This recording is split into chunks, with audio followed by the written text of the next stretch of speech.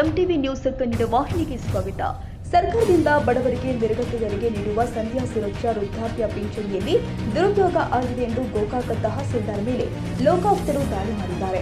ಗೋಕಾಕ ತಹಸೀಲ್ದಾರ್ ಕಚೇರಿಯಲ್ಲಿ ಪಿಂಚಣಿ ನೀಡುವಲ್ಲಿ ವ್ಯವಹಾರ ಆಗಿದೆ ಎಂದು ಸ್ಥಳೀಯ ವ್ಯಕ್ತಿಯೊಬ್ಬರು ಅನರ್ಹರಿಗೆ ಪಿಂಚಣಿ ನೀಡಿದ್ದಾರೆಂದು ಲೋಕಾಯುಕ್ತ ಕಚೇರಿಗೆ ದೂರಿಕೊಟ್ಟಿದ್ದು, ದೂರಿನ ಹಿನ್ನೆಲೆ ಲೋಕಾಯುಕ್ತ ಎಸ್ಪಿ ಹನುಮಂತರಾಯ ಇವರ ನೇತೃತ್ವದಲ್ಲಿ ಬೆಳಗ್ಗೆ 30 ಜನರ ತಂಡದೊಂದಿಗೆ ಗೋಕಾಕ ತಹಸೀಲ್ದಾರ್ ಕಚೇರಿ ಸೇರಿ 4 ಜನ ಅಧಿಕಾರಿಗಳ ಮನೆ ಮೇಲೆ ಲೋಕಾಯುಕ್ತರ ತಂಡ ದಾಳಿ ಮಾಡಿ ದಾಖಲೆಗಳನ್ನು ಪರಿಶೀಲಿಸ್ತಾ ಇದ್ದಾರೆ.